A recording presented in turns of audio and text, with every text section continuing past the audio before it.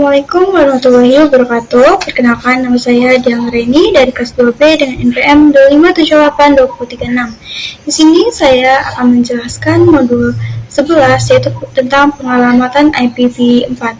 Di sini saya ditugaskan dalam materi 11.1 yaitu struktur alamat IPv4.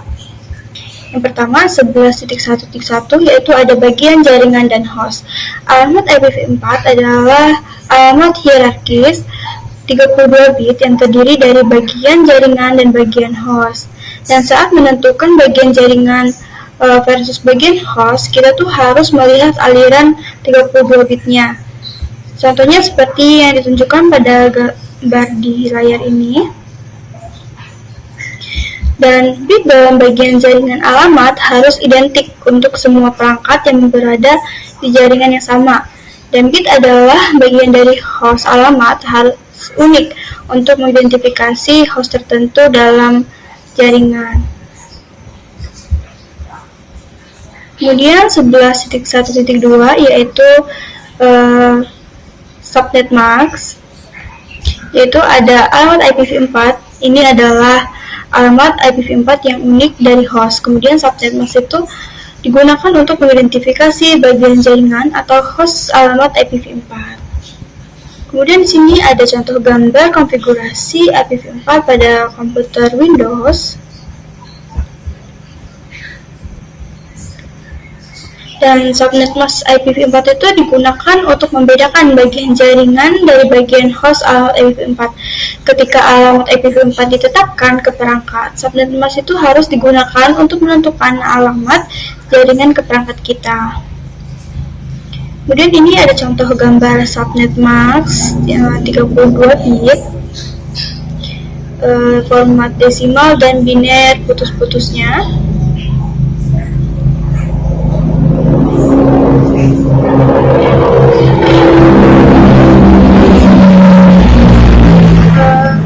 Kemudian untuk mengaitkan alamat IPv4 dengan subnet mask, contohnya ada pada layar ini, alamat IP-nya dan subnet mask-nya.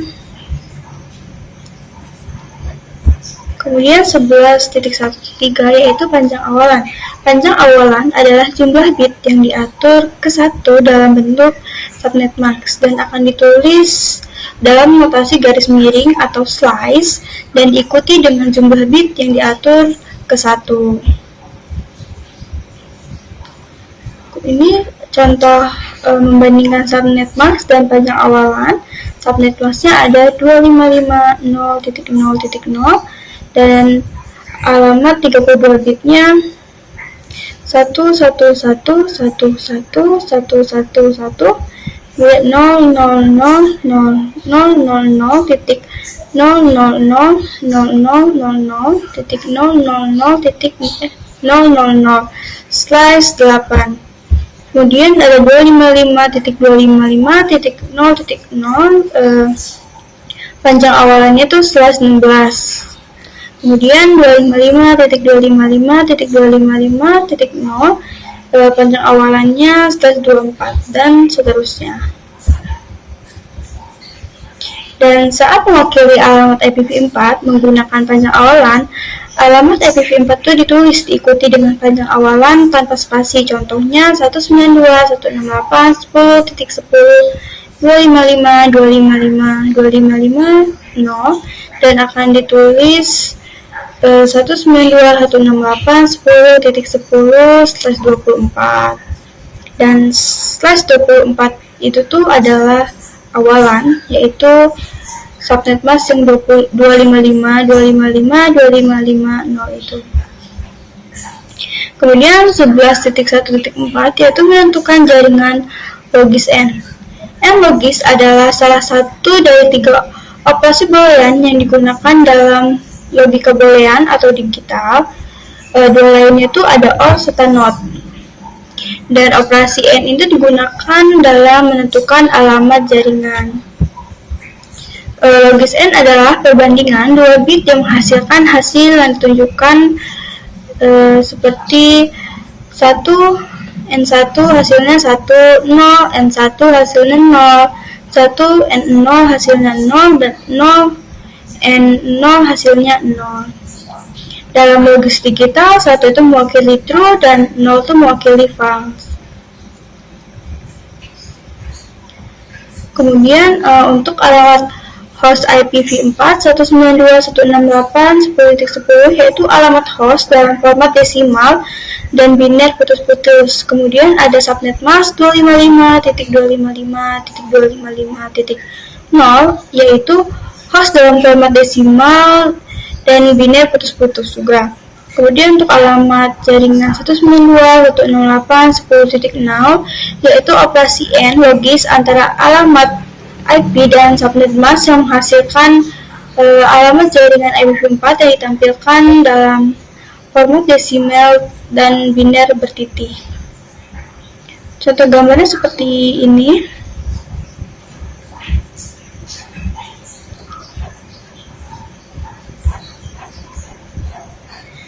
Kemudian 11.1.6 yaitu alamat jaringan, host, dan siaran.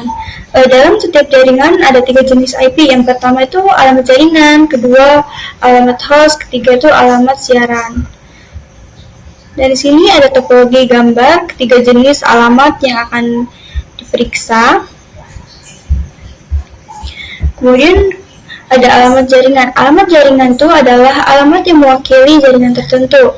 Perangkat memiliki jaringan itu jika memenuhi 3 kriteria. Yang pertama itu memiliki subnet mask yang sama dengan alamat tujuan. Yang kedua itu memiliki bit jaringan yang sama dengan alamat jaringan seperti yang ditunjukkan oleh subnet mask. Kemudian terakhir itu terletak di domain siaran yang sama dengan host lain dengan alamat jaringan yang sama.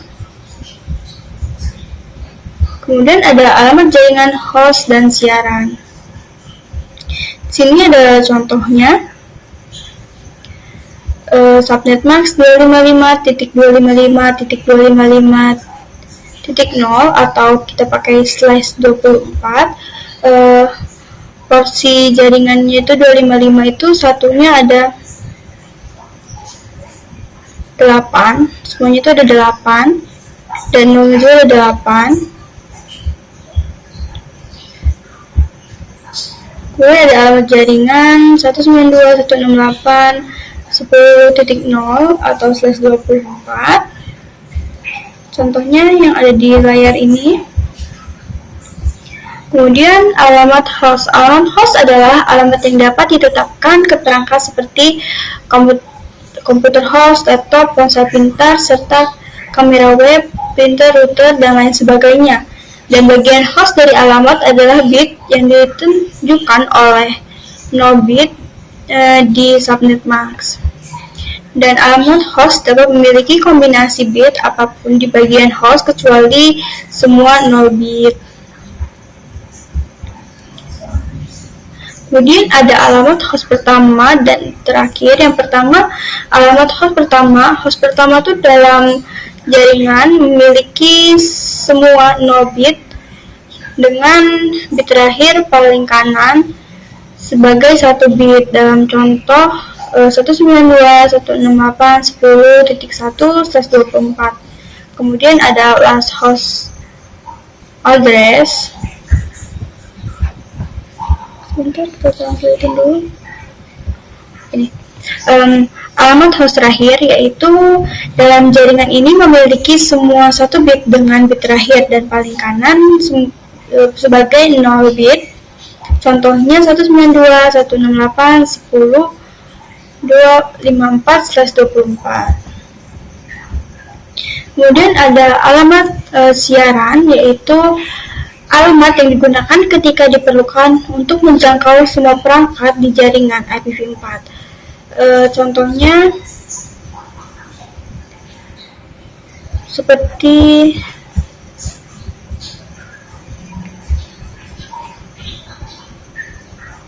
alamat siaran jaringan itu memiliki 1 bit dan di bagian host seperti yang ditentukan oleh subnet mask. Dan alamat jaringan adalah 192.168.10.255/24 dan alamat siaran itu tidak dapat ditetapkan ke perangkat. Mungkin segitu saja yang dapat saya jelaskan pada materi 11.1. Selanjutnya akan dilanjutkan oleh rekan saya. Perkenalkan, nama saya Ananda Haris Mahmadi dengan NPM 2578-232 dari kelas 2B. Di sini saya akan melanjutkan, yaitu tentang di modul 11 ya, pengalaman IPv4. Jadi di sini saya akan langsung masuk ke 11.2 yang dimana ada IPv4, unicast, broadcast, dan multicast.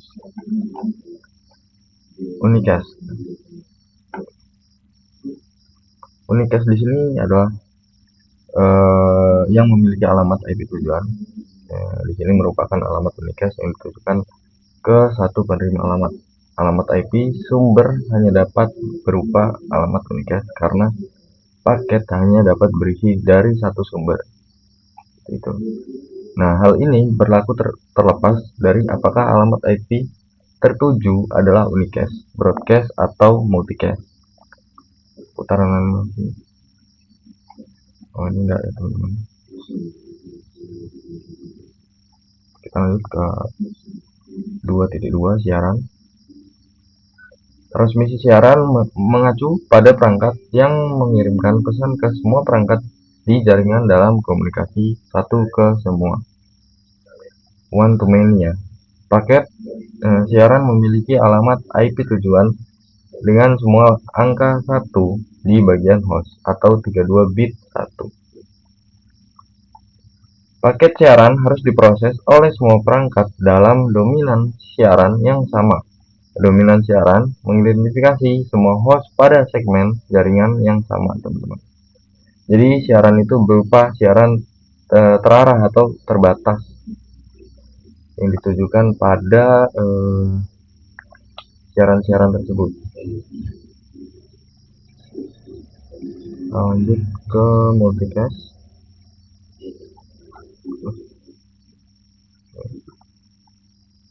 Multicast ini adalah transmisi multicast mengurangi lalu lintas dengan memungkinkan sebuah host mengirimkan satu paket ke sekumpulan host terpilih yang berlangganan grup multicastnya. Paket multicast adalah paket dengan alamat IP tujuan yang merupakan alamat multicast. IPv4 telah mencadangkan alamat 224.0.0.0 hingga 239.255.255.255 sebagai rentang multicastnya. Jadi host yang menerima paket multicast tertentu disebut dengan nama klien multicast. Klien multicast menggunakan layanan yang diminta oleh program klien untuk berlangganan grup multicastnya. Jadi setiap grup multicast diwakili oleh satu alamat tujuan multicast IPv4. Ketika sebuah host IPv4 berlangganan ke sebuah grup multicast, host tersebut memproses paket yang ditujukan ke alamat multicast ini, dan paket yang ditujukan ke alamat unicast yang dialokasikan secara unik untuknya.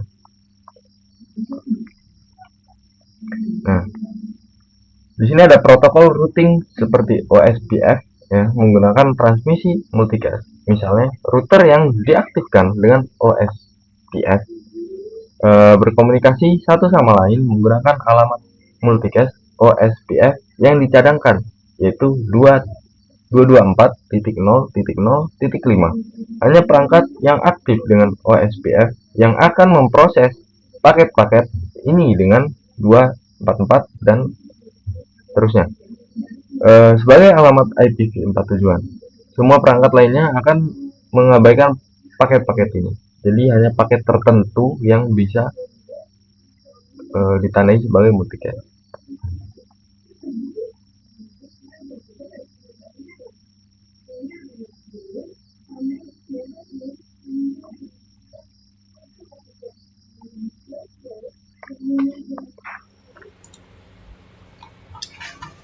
Baik, saya Mahmud Al-Hasan akan menjelaskan bagian 11.4 yaitu network segmentation. Pertama, di sini adalah broadcast domain, dan juga segmentation. Di dalam sebuah jaringan internet LAN, perangkat sering sekali mengirimkan pesan broadcasting, yaitu untuk menemukan perangkat yang lain ataupun layanan lainnya dengan misalnya menggunakan protokol ARP ataupun DHCP untuk mendapatkan konfigurasi IP. Ketika sebuah switch menerima paket broadcast, switch tersebut akan meneruskan ataupun menyebarkan pesan itu ke semua port, kecuali port tempat pesan itu masuk, yang berarti pesan broadcast akan menyebar ke seluruh perangkat yang saling terhubung. Area di mana pesan broadcast ini menyebar disebut sebagai broadcast domain. Ini dia contohnya switch, dia akan menyebarkan seluruh pesannya ke semua yang terhubung dengan dia. Dan disinilah router memainkan peran yang penting. Berbeda dengan switch, router tidak akan meneruskan paket broadcast. Ketika router menerima paket broadcast pada salah satu portnya, misalnya di sini kan gigabit 0 per 0, maka pesan tersebut akan berhenti di situ dan tidak akan dilempar ke jaringan yang lainnya. Oleh karena itu, setiap antarmuka pada sebuah router berfungsi sebagai pembatas yang membagi dan mensegmentasi jaringan menjadi broadcast domain yang terpisah. Lanjut lagi, 11.4.2 Problem with large broadcast domain. Sebuah broadcast domain yang terlalu besar dapat menimbulkan masalah yang serius bagi jaringan. Sebagai contohnya, jika sebuah LAN menghubungkan 400 pengguna sekaligus dalam satu domain, maka ratusan perangkat tersebut akan menghasilkan lalu lintas broadcast yang sangat padat. Hal ini akan memperlambat operasi jaringan secara keseluruhan, karena setiap perangkat akan dipaksa untuk menerima dan memproses setiap paket broadcast yang lewat, meskipun pesan itu sebenarnya bukan untuk mereka. Dan solusi untuk masalah ini, solusi untuk masalah ini adalah dengan mengurangi ukuran jaringan melalui proses yang disebut sebagai subnetting. Subnetting memecah suatu broadcast domain besar menjadi ruang-ruang jaringan yang jauh lebih kecil, yang disebut dengan subnet. Misalnya jaringan yang tadinya berisi sekitar 400 pengguna dibagi menjadi dua subnet terpisah, antarmuka dibagi menjadi dua subnet terpisah melalui antarmuka router yang berbeda. Gigabit 0 ini ada gigabit 1 gitu.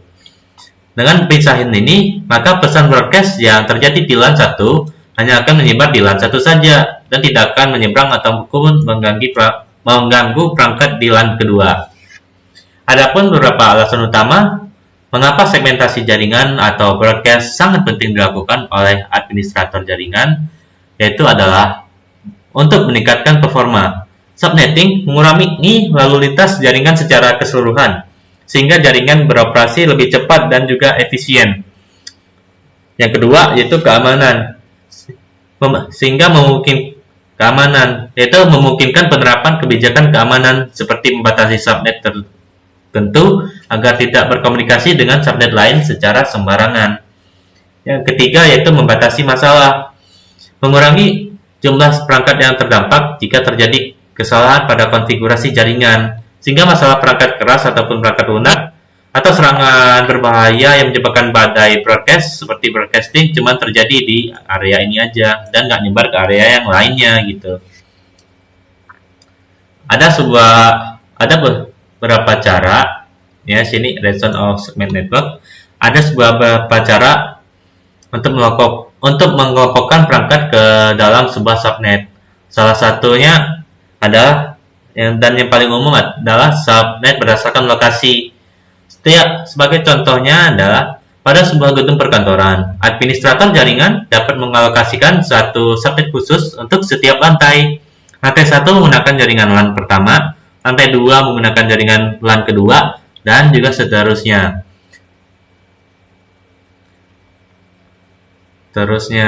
Memahami dan juga merancang sistem subnet ini adalah keterampilan fundamental yang wajib dimiliki untuk mengelola jaringan yang jadi sehat. Ataupun juga di subnet berdasarkan grup. Sini ada yang bagian sebelah kiri, terus ada lagi yang kiri bawah.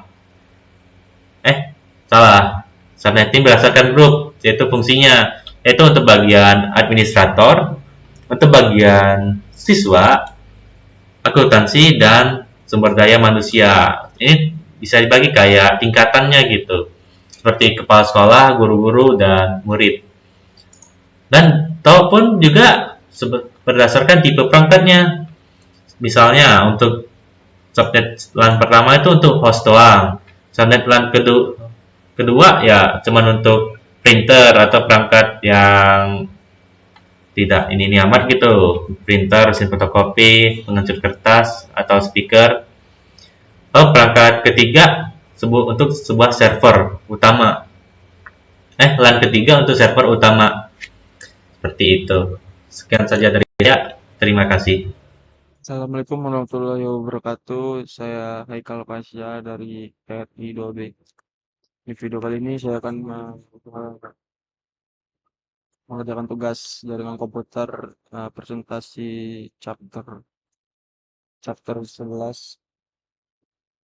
Chapter 11 ini berjudul pengalamatan IP ya. Jadi saya akan mempresentasikan di modul 11.5 melakukan subnetting pada IP4 network. Saya ubah dulu ke bahasa Indonesia. Ini yang pertama 11.51 subnet pada batas oktet. Pada topik sebelumnya, jadi telah mempelajari beberapa alasan bagus untuk melakukan segmentasi jaringan. Jadi kita juga mempelajari bahwa segmentasi jaringan disebut subnetting ya. Jadi subnetting adalah keterampilan penting yang harus dimiliki saat mengelola jaringan IP4. Mungkin awalnya agak menakutkan, tetapi akan jauh lebih mudah dengan latihan ya. Subnet IP4 dibuat dengan menggunakan satu atau lebih bit host sebagai bit jaringan. Hal ini dilakukan dengan memperluas subnet mask untuk meminjam beberapa bit dari bagian host alamat untuk membuat bit jaringan tambahan. Jadi semakin banyak bit host yang dipinjam, semakin banyak subnet yang dapat didefinisikan semakin banyak bit yang dipinjam untuk meningkatkan jumlah subnet. Semakin dikit jumlah host per subnet. Jaringan paling mudah dibagi menjadi subnet pada batas oktet 8, 16, dan 24. Tabel tersebut mengidentifikasi panjang prefix ini. Ini masih subnet pada batas oktet. Bisa dilihat di sini. Untuk memahami bagaimana pembagian subnet pada batas oktet dapat bermanfaat. Pertimbangan contoh berikut. Asumsikan sebuah perusahaan telah memilih alamat privat 10.0.0.0/8 sebagai alamat jaringan internalnya. Alamat jaringan tersebut dapat menghubungkan 16.777.214 host dalam satu domain siaran. Jelas memiliki lebih dari 16 juta host pada satu subnet bukanlah hal yang ideal. Perusahaan dapat melakukan subnetting lebih lanjut pada alamat 10.0.0.0/8 pada batas oktet /16. Seperti yang ditunjukkan pada tabel ini, akan memberi perusahaan kemampuan untuk mendefinisikan hingga 256 subnet, yaitu 10.0.0/16, terus 10.255.0/16. Dengan setiap subnet mampu menghubungkan 65.000 host ya, 65.534 host. Ini subnetting jaringan menggunakan /16. Kemudian ini subnetting jaringan 10.0.0.08 menggunakan awalan /24. Oke, kemudian di modul 11.5.2 subnet dalam batas oktet. Contoh-contoh yang ditunjukkan sejauh ini meminjam bit host dari prefix jaringan umum /8, /16, dan 24. Namun subnet dapat meminjam bit dari posisi bit host manapun untuk membuat mask lain. Sebagai contoh, 5 jaringan /24 umumnya dibagi menjadi subnet menggunakan panjang prefix yang lebih panjang dengan meminjam bit dari oktet keempat. Hal ini memberikan fleksibilitas tambahan kepada administrator saat menetapkan alamat jaringan ke jumlah kecil perangkat lain. Ini subnet A/24 jaringan. Ya ini. Untuk setiap bit yang dipinjam pada oktet keempat, jumlah subjaringan yang tersedia menjadi 2 kali lipat, sementara jumlah host per host per sub jaringan berkurang. Oke, ini video.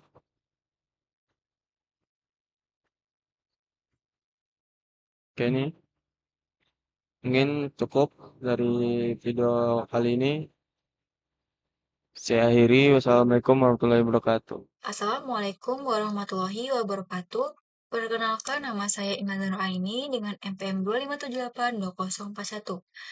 Di video kali ini saya akan mempresentasikan modul 11 pengalamatan IPv4, tepatnya pada 11.6, yaitu subnet awal /16 dan /18. Oke, kita langsung aja masuk ke materinya. Nah, jadi bayangkan sebuah alamat IP itu terdiri dari 32 kotak kecil yang berjajar. Setiap kotak hanya berisi angka 0 atau 1.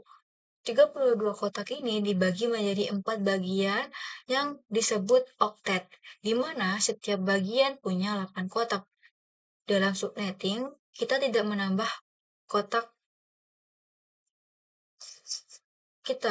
kita hanya memberi label baru pada kotak yang sudah ada. Nah, misalnya mana yang menjadi bagian network dan mana yang menjadi bagian host. Oke, sekarang apa yang terjadi jika kita melakukan subnetting? Nah, kita melakukan proses yang disebut peminjaman bit. Nah, perhatikan pada area host bagian yang masih kosong.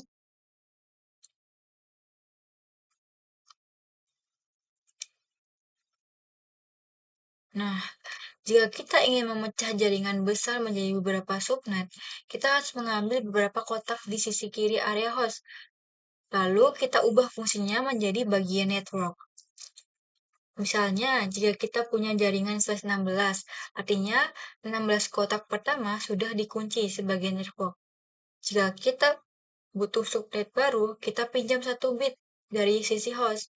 Sekarang, bit tersebut berubah statusnya menjadi bagian dari network. Inilah kenapa angka prefiksnya naik menjadi /17. Nah, aturan mainnya itu sangat matematis. Setiap satu kotak yang kita ambil, kita mendapatkan 2/1 atau 2 pilihan subnet baru. Kalau kita ambil 2 kotak, kita dapat 2/2 atau 4 subnet. Nah, begitu seterusnya.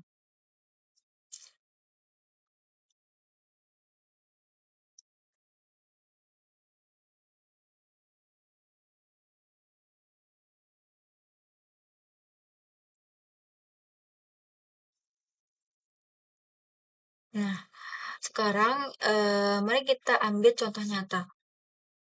Nah, semisal kita mempunyai jaringan 172.116.0.0 dengan prefix /16. Nah, kita ingin membagi menjadi 4 subnet terpisah. Sesuai rumus yang telah kita pelajari tadi, kalian mendapatkan 4 subnet. Nah, kita butuh 2 N sama dengan 4, di mana N itu kita cari yang dimana hasilnya itu akan menjadi 4. Berarti N itu 2 dong. Nah, kita harus meminjam 2 bit dari area host. Jadi, prefix asli /16 itu kita tambah 2 menjadi /18. Seperti itu.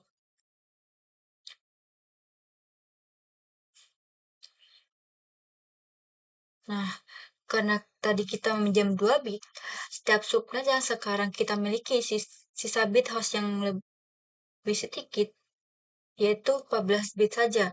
Nah, inilah alasan kenapa jumlah host di setiap subnet akan berkurang drastis dibandingkan jaringan awal. Sekarang, bagaimana kalau kita mempunyai jaringan seselapan? Nah, jaringan seselapan ini biasanya digunakan di jaringan perusahaan besar, skala besar seperti itu.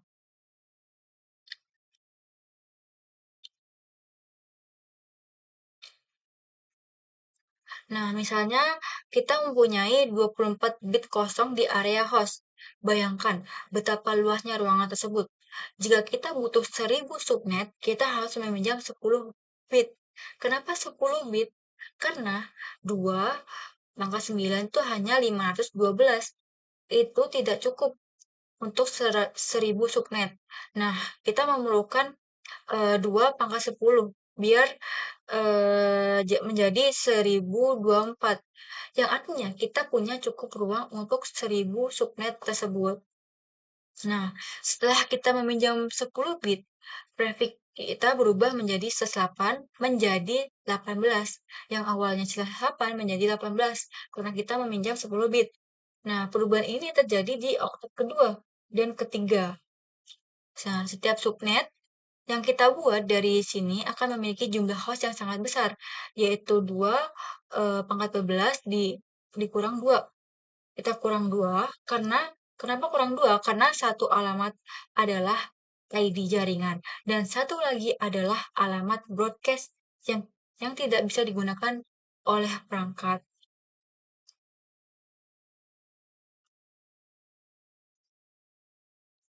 Mungkin cukup penjelasan dari saya. Saya akhiri. Wassalamualaikum warahmatullahi wabarakatuh. Halo teman-teman, di sini perkenalkan dulu, nama saya Ska Maulia dengan NPM 25782112 dan kelas RI 2B.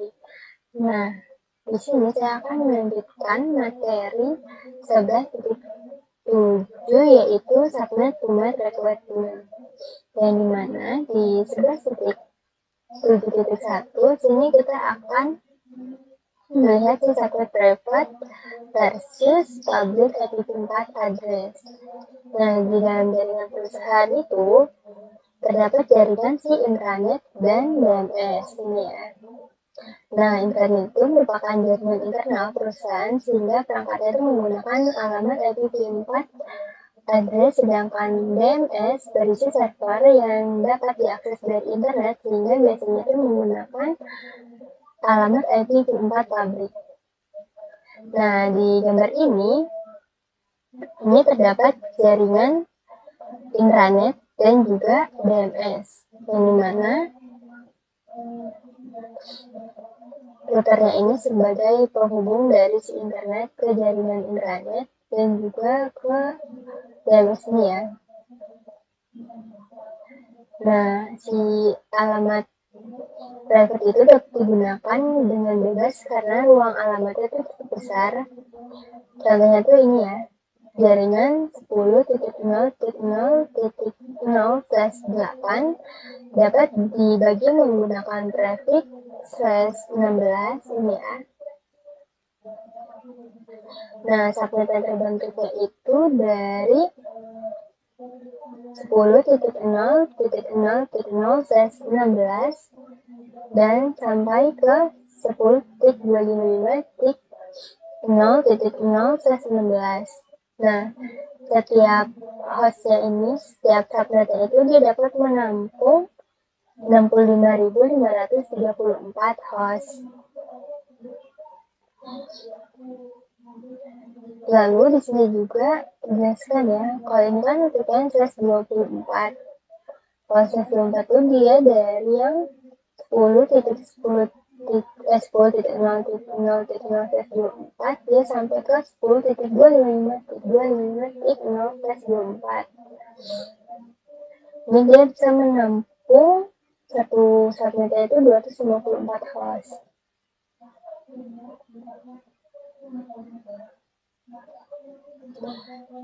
Nah, kalau untuk si DMS ini dia kan menggunakan si alamat IPv4 publik.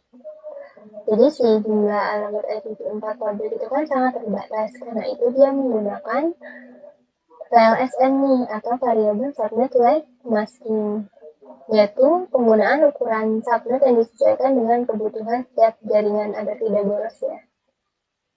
Lalu pada 11.7.2 kita akan meminimalkan host IPv4 address dan maksimalkan si subnet. Jadi dalam menentukan si subnet itu, administrator itu harus memperhatikan jumlah subnet dan jumlah host yang dibutuhkan. Jadi jumlah host yang dapat jumlah host itu dapat dihitung dengan menggunakan rumus ini ya, 2 pangkat n min 2. Jadi n itu adalah si networknya ya. 2 itu dia dikurangin si satunya network, satunya itu broadcast. Nah, di sini ada subnetting /24 net. Ya, jaringan /24. Nah, di dalam tabel subnetting jaringan 24 ini terlihat nih bahwa semakin besar angka prefixnya, maka semakin banyak subnet yang dihasilkan. Tetapi jumlah host pada setiap subnetnya semakin sedikit. Nah, di prefix /25 itu dia menghasilkan 2 subnet dengan 126 host. Ini subnet masknya yaitu 255.255.255.128 dan subnet mask dalam bentuk binary yang ini adalah N ini sebagai networknya dan H ini sebagai hostnya. Host yang bisa digunakan ini, jadi ini hanya 100, kan tadi kalau ini 1 berarti dia 128 dikurang 2, jadinya 126 host yang dapat digunakan subnetnya.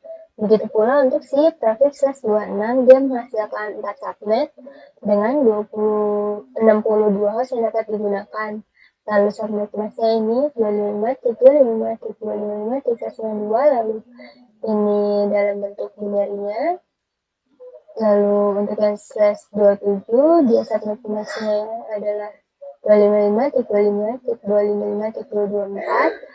Lalu dia subnet yang bisa digunakan menghasilkan 8 subnet dan dengan 30 host yang dapat digunakan. Lalu untuk /28 dia menghasilkan 16 subnet dengan 14 host yang dapat digunakan. Untuk yang /29 dia menghasilkan 32 subnet dengan 6 host. Lalu yang /30 dia menghasilkan 64 subnet dengan 2 host.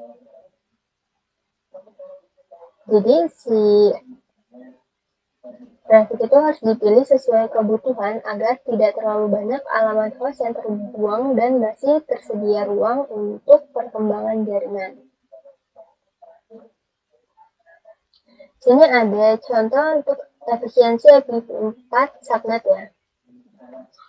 Nah, di contoh ini kan perusahaan itu menggunakan jaringan 172.16.0.0/22 dengan /22 ya, prefixnya 22. Lalu si prefix 22 ini kan dia menyisakan 10 bit host, sehingga di sini dia dapat menyediakan 2 pangkat 10, ini kan host kan, 10 ini host, jadi dia 2 pangkat 10 dikurangi 2 sama dengan 1022 host. Nah, fungsi 172.16.0.0/22 itu merupakan alamat private. Nah, di materi ini tuh alamat tersebut tuh hanya digunakan sebagai contoh ya untuk alamat publik. Jadi di sini si perusahaan memiliki satu kantor pusat dan 4 kantor cabangnya. Nah, ini satu kantor pusat dan 4 kantor cabang.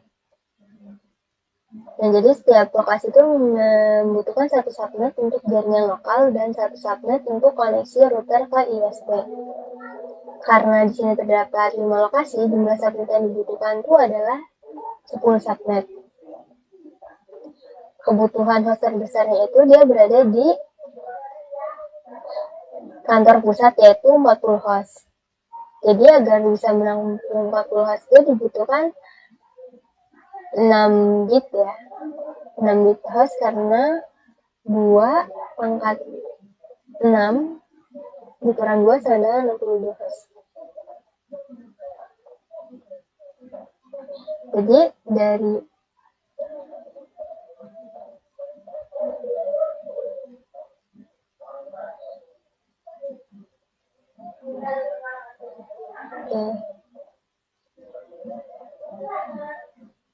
Jadi di jaringan ini ada si skema subnetnya ya. Dari jaringan awal si /22 itu sebanyak 4 bit host dipinjam untuk membuat subnet. Jadi prefix barunya itu menjadi /26 dengan subnet masknya 255.255.255.192. Hasilnya itu adalah 16 subnet dan setiap subnetnya dapat digunakan oleh 62 host. Jadi urutan subnet /26 itu bertambah sebesar 64, yaitu dari 172.16.0.0/26, 172.16.0.64/26, lalu 172.16.0.128/26, lalu 172.16.0.192/26, lalu dia 172.16.1.0/26 sampai seterusnya ke 172.16.3.192/26. Nah, jadi di gambar pembagian jaringan ini ya, subnet tersebut tuh diberikan kepada setiap lokasi dan koneksi ISP. Contohnya tuh di jaringan kantor pusat dia menggunakan 172.0.0/0.64/26. Sedangkan koneksi routernya, router kantor pusat menuju ISP itu dia menggunakan 172.16.0.0/26. Nah, kantor cabang lainnya juga mendapatkan subnet yang berbeda agar tidak terjadi penggunaan alamat yang sama. Ini kan berbeda ya, sesuai dengan yang tadi kita hitung. Ya, di sini dia ada aktivitas determinity the number of bits to borrow, yang dimana jumlah bit hostnya itu ditentukan berdasarkan jumlah host yang dibutuhkan. Jadi prefix yang dipilih itu harus memiliki jumlah alamat yang cukup tetapi tidak terlalu banyak membuang alamat. Ini contoh yang awal tuh dia menggunakan si hostnya itu kan dia membutuhkan 250 host. Jadi subnet prefix yang digunakan 24, subnet masknya itu 255.255.255.0. lalu kita coba lihat yang lainnya. Oke, jadi jika dia butuh 1000 host, prefix yang digunakan itu /22 ya. Dan baik, begitu saja presentasi 11.7 dari saya. Materi selanjutnya akan dijelaskan oleh teman saya. Assalamualaikum warahmatullahi wabarakatuh. Perkenalkan, nama saya Suranda Wijaya dengan NPM 2578212 dari TRI kelas 2D. Jadi di sini saya akan menjelaskan tentang materi struktur desain. Oke, struktur desain.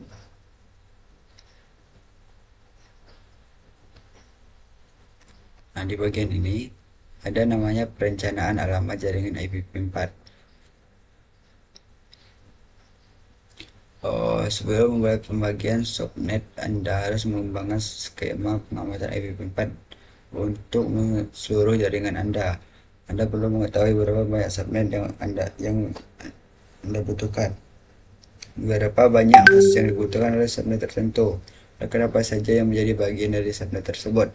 Bagian mana dari jaringan Anda yang menggunakan alamat privat dan mana yang menggunakan alamat publik, serta banyak faktor penentu lainnya. Skema pengelamatan yang baik memungkinkan pertumbuhan di masa mendatang. Skema pengelamatan yang baik juga merupakan ciri khas administrator jaringan yang baik. Perencanaan subnet jaringan IPv4 mengharuskan Anda untuk memeriksa kebutuhan penggunaan jaringan suatu organisasi dan bagaimana subnet tersebut akan disusun. Melakukan studi kebutuhan jaringan adalah titik awalnya. Nah, ini berarti melihat seluruh jaringan, baik internet maupun DMS, menentukan bagaimana setiap area akan disegmentasi. Rencana pengalamatan mencakup penentuan di mana konservasi alamat diperlukan, biasanya di dalam DMS, dan di mana terdapat lebih banyak fleksibilitas, biasanya di dalam intranet. Jika konservasi alamat diperlukan, rencana tersebut harus menentukan beberapa banyak subnet yang dibutuhkan dan beberapa banyak host per subnet, seperti yang dibahas sebelumnya. Ini biasanya diperlukan untuk ruang alamat IPv4 publik di dalam DMS, dan ini memungkinkan besar akan mencakup penggunaan VLSM. Di dalam intranet, perusahaan konservasi alamat biasanya dibutuhkan masalah besar. Hal ini sebagian besar disebabkan oleh penggunaan pengelamatan IPv4 pribadi, termasuk 10.0.0.8 dengan lebih dari 16 juta alamat IPv4 host. Bagi sebagian besar organisasi, alamat IPv4 privat menyediakan alamat intranet yang lebih dari cukup. Namun bagi banyak organisasi dan ISP yang lebih besar, bahkan yang alamat IPv4 privat pun tidak cukup besar untuk mengkomodasi kebutuhan intranet mereka. Ini adalah alasan lain mengapa organisasi beralih ke IPv6. Untuk intranet yang menggunakan alamat IPv4 privat dan DMS yang menggunakan alamat IPv4 publik, perencanaan dan penugasan alamat sangatlah penting. Jika diperlukan, rencana pengalamatan mencakup penentuan kebutuhan setiap subnet dan hal ukuran berapa banyak host yang ada per subnet. Rencana pengalamatan juga perlu mencakup bagaimana alamat host akan ditetapkan, host mana yang menggunakan alamat IPv4 statis dan host mana yang menggunakan DHCP untuk mendapatkan informasi pengalamatan mereka. Hal ini juga akan membantu mencegah duplikasi alamat, sekaligus memungkinkan pemantauan dan pengelolaan alamat untuk alasan kinerja dan keamanan. Mengapa kebutuhan alamat IPv4 adalah IPv4 Anda akan menentukan tentang alamat host yang akan diterapkan dan membantu memastikan bahwa ada cukup alamat untuk memenuhi kebutuhan jaringan Anda. Di sini ada penugasan alamat perangkat. Di sini ada yang pertama, klien pengguna akhir. Sebagian besar jaringan mengalokasikan alamat IPv4 ke perangkat klien secara dinamis menggunakan dynamic host configuration protokol DHCP yang mengurangi beban pada staf pendukung jaringan dan hampir menghilangkan kesalahan input. Dengan DHCP adalah alamat hanya disewakan untuk jangka waktu tertentu dan dapat digunakan kembali ketika masa sewa berakhir. Ini adalah fitur penting untuk jaringan yang mendukung penggunaan semester dan perangkat encryptable. Mengubah skema subnetting berarti server DHCP perlu konfigurasi ulang dan klien harus memperbarui alamat IPv4 mereka. Karena IPv6 dapat memperoleh informasi alamat menggunakan DHCP v6 atau SLAAC. Terus server dan perangkat peripheral. Perangkat ini harus memiliki alamat IP statis yang dapat diprediksi. Gunakan sistem fenomoran yang konsisten untuk perangkat-perangkat ini. Terus ini ada namanya server yang dapat diakses dari internet. Server yang perlu tersedia secara publik di internet harus memiliki alamat IP4 publik yang paling sering diakses menggunakan NAT di beberapa organisasi. Server internal yang tidak tersedia untuk umum harus tersedia bagi pengguna jarak jauh. Dalam kebanyakan kasus, server ini diberi alamat pribadi secara internal dan pengguna diharuskan membuat koneksi jaringan pribadi virtual (VPN) untuk mengakses server. Ini memiliki efek yang sama seperti jika pengguna mengakses server dari host di dalam internet. Perangkat perantara. Perangkat ini diberi alamat untuk manajemen jaringan, pantauan keamanan, karena kita harus tahu cara berkomunikasi dengan perangkat perantara.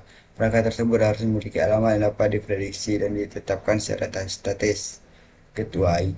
Router ini perangkat virtual memiliki alamat IP yang ditetapkan untuk setiap antarmuka yang berfungsi sebagai gateway. Untuk host ini jaringan tersebut biasanya antarmuka router menggunakan alamat terendah atau tertinggi di jaringan. Saat mengembangkan skema pengalamatan IP, umumnya disarankan untuk memiliki pola tetap tentang bagaimana alamat dialokasikan ke setiap jenis perangkat. Hal ini bermanfaat bagi administrator saat menambahkan dan menghapus perangkat, memfilter lalu lintas berdasarkan IP, serta menyederhanakan dokumentasi. Sini ada itu praktiknya. Oke. Cukup sekian penjelasan dari saya, lebih kurangnya mohon maaf. Saya akhiri. Wassalamualaikum warahmatullahi wabarakatuh.